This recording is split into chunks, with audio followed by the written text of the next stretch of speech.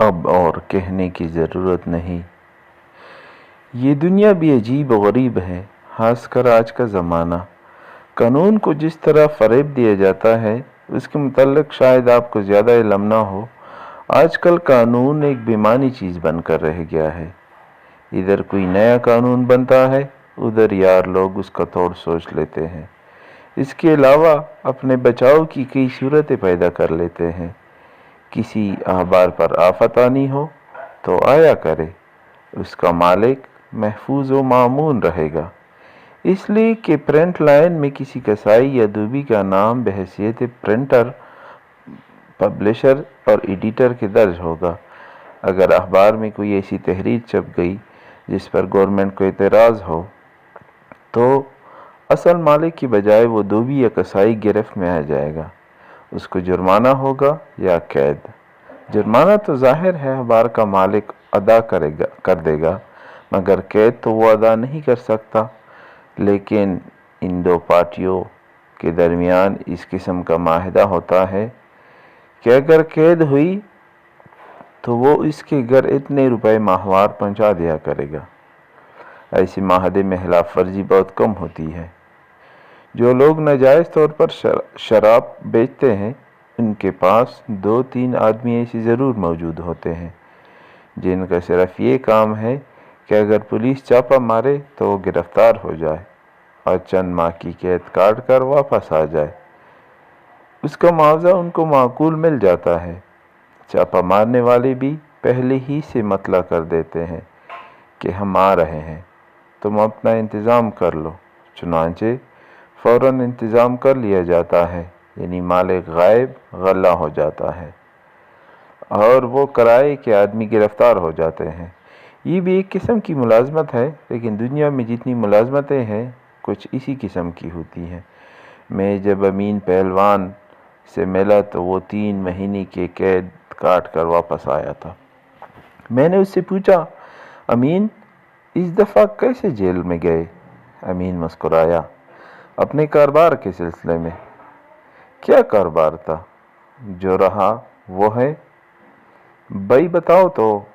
بتانے کی کیا ضرورت، آپ اچھی طرح جانتے ہیں، مگر خواہ مخواہ مجھ سے پوچھ رہے ہیں۔ میں نے تھوڑے سے توقف کے بعد اس سے کہا، امین تمہیں آئے دن جیل میں جانا کیا پسند ہے؟ امین پہلوان مسکرایا، جناب پسند اور ناپسند کا سوال ہی پیدا نہیں ہوتا۔ لوگ مجھے پہلوان کہتے ہیں، حالانکہ میں نے آج تک اکاڑے کی شکل نہیں دیکھی۔ ان پڑھ ہوں، کوئی اور ہنر بھی مجھے نہیں آتا، بس جیل جانا آتا ہے، وہاں میں خوش رہتا ہوں، مجھے کوئی تکلیف محسوس نہیں ہوتی۔ آپ ہر روز دفتر جاتے ہیں، کیا وہ جیل نہیں؟ میں لاجواب ہو گیا۔ تم ٹھیک کہتے ہو امین، لیکن دفتر جانے والوں کا معاملہ دوسرا ہے۔ لوگ انہیں بری نگاہوں سے نہیں دیکھتے۔ کیوں نہیں دیکھتے؟ ضلع کچہری کی جتنے منشی اور کلرک ہیں انہیں کون اچھی نظر سے دیکھتا ہے؟ رشوتیں لیتے ہیں، جھوٹ بولتے ہیں اور پرلے درجے کے مکار ہوتے ہیں۔ مجھ میں ایسا کوئی عیب نہیں، میں اپنی روزی بڑی ایمانداری سے کماتا ہوں۔ میں نے اس سے پوچھا، کس طرح؟ اس نے جواب دیا، اس طرح کہ اگر کسی کا کام کرتا ہوں اور قید کاٹتا ہوں، جیل میں محنت مشقت کرتا ہوں اور بعد میں اس شخص سے جس کی خاطر میں نے سزا بھگتی تھی مجھے 200-300 روپیہ ملتا ہے تو یہ میرا معاوضہ ہے۔ اس پر کسی کو کیا اعتراض ہو سکتا ہے؟ میں رشوت تو نہیں لیتا، حلال کی کمائی کھاتا ہوں۔ لوگ مجھے غنڈہ سمجھتے ہیں، بڑا خطرناک غنڈہ، لیکن میں آپ کو بتاؤں کہ میں نے آج تک کسی کی تپڑ بھی نہیں مارا۔ میری لائن بالکل الگ ہے۔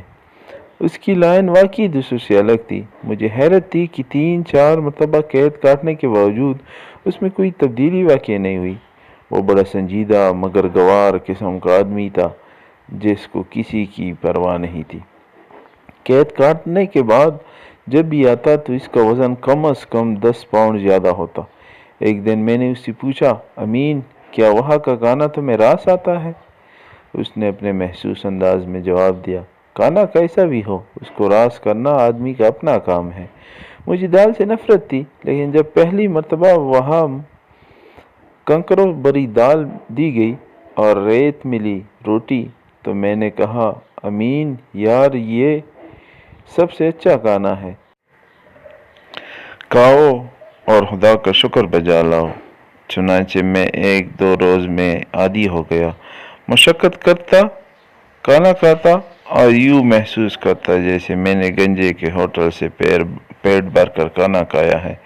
मैंने एक दिन उससे पूछा, तुमने कभी किसी औरत से भी मोहब्बत की है? उसने अपने दोनों कान पकड़े, खुदा बचाए इस मोहब्बत से, मुझे सिर्फ अपनी माँ से मोहब्बत है।